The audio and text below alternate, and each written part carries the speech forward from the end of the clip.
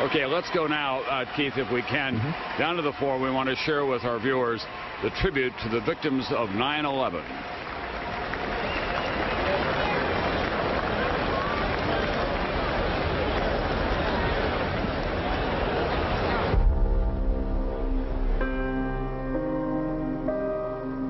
The first attack occurred in Iran.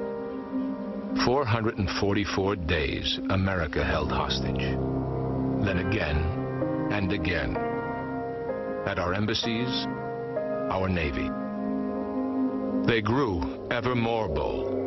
Their call was, on those who believe in God and hopes for reward, to obey God's command to kill Americans.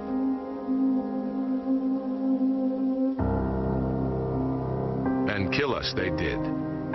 This time on American soil. The date was September 11th, 9/11.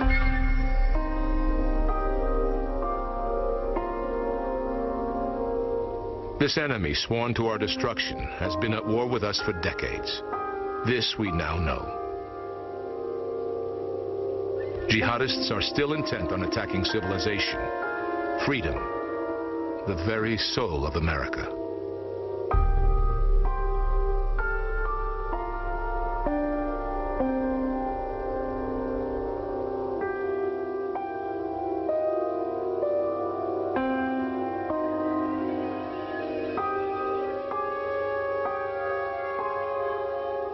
It is a war we never chose to fight, and for too long we've looked the other way. But the enemy is wrong. This is a war America will win. We'll have a president who knows how. We remember where we were that day, what happened, what we were doing, how our lives changed. We remember buildings burning, bodies falling. So many stories of bravery. We remember.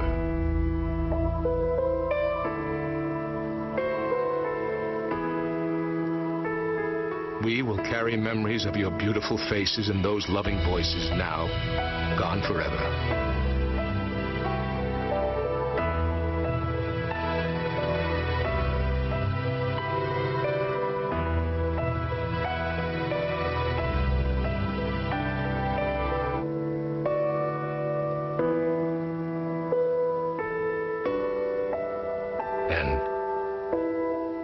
We will never let it happen again.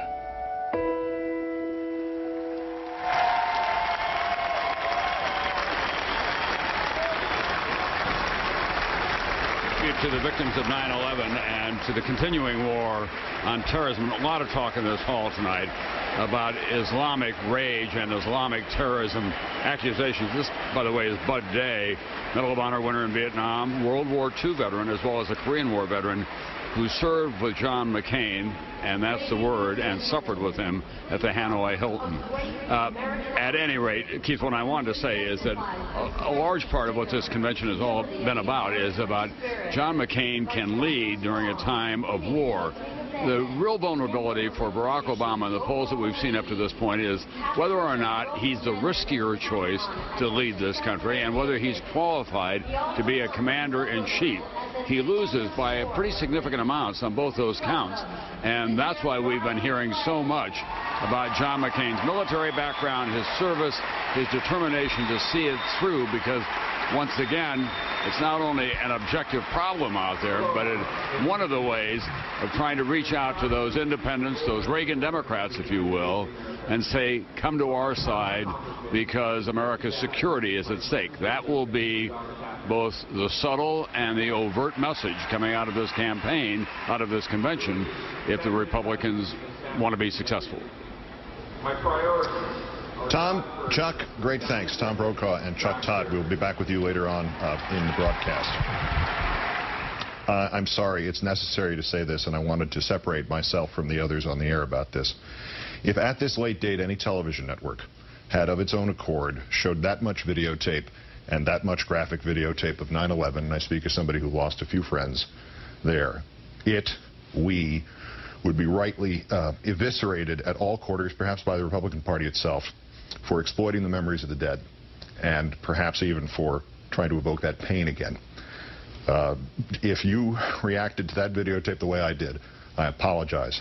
It is a subject of great pain for many of us still, and was probably not appropriate to be shown.